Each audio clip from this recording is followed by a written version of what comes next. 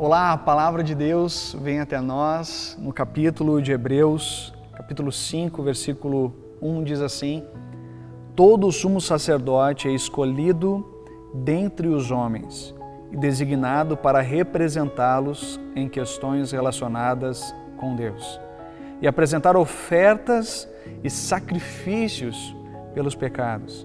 Ele é capaz de se compadecer dos que não têm conhecimento e se desviam, visto que ele próprio está sujeito à fraqueza. Por isso, ele precisa oferecer sacrifícios para os seus próprios pecados, bem como pelos pecados do povo. Falando sobre essa relação do sumo sacerdote, aquele que faz o intermédio entre as pessoas e Deus.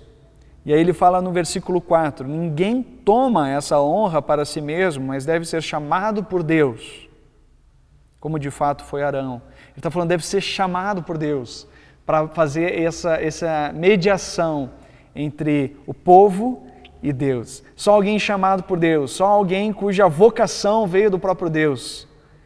E aí ele fala no verso 5, da mesma forma, Cristo não tomou para si a glória para se tornar sumo sacerdote, mas Deus disse, tu és o meu filho, eu hoje te gerei. E diz no outro lugar, tu és sacerdote para sempre, segundo a ordem de Melquisedeque. Nós começamos esse texto falando a respeito dessa ênfase de Hebreus na pessoa de Jesus como sendo aquele sumo sacerdote, chamado por Deus, enviado por Deus para fazer a mediação entre nós, a nossa finitude, as nossas limitações de pecado, de compreensão da vida em torno daquilo que Deus deseja se relacionar conosco. Se Deus deseja se relacionar conosco e sempre foi iniciativa dele, faz sentido que ele veio na terra na pessoa de Jesus para resgatar esse relacionamento. E agora, ele traz uma verdade a respeito de Jesus, que de repente para você possa ser um pouco esquisita, é verdade, quando ele fala que ele é cumpridor da ordem de Melquisedeque. Melquisedeque, a Bíblia fala para nós lá em Gênesis 14 a respeito disso, versos 18 a 20, e ele fala ali a respeito de um momento em que Abraão ele foi vitorioso em uma batalha, e aí ele chega até Melquisedeque, que era rei e sacerdote em Salém, alguns dizem em Jerusalém, a tradução, ele era rei e sacerdote. E Abraão, ele chegou até Melquisedeque e deu o dízimo de tudo aquilo que ele havia conquistado nessa batalha, e Melquisedeque o abençoa.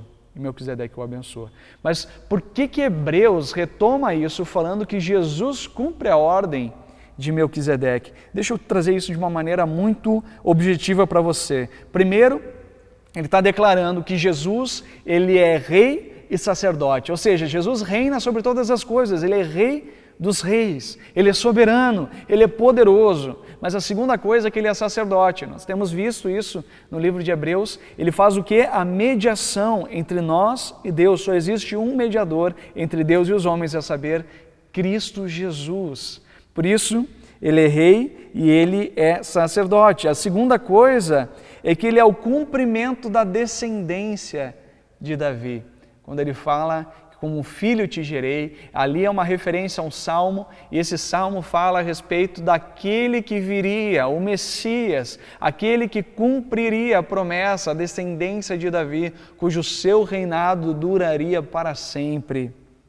E assim, terceiro e último lugar, ele abençoa Abraão, essa ordem de Melquisedeque. Melquisedeque abençoa Abraão. Abraão, ele foi chamado por Deus para que por meio dele fosse feita grande nação, um grande povo, para abençoar todas as nações dessa terra.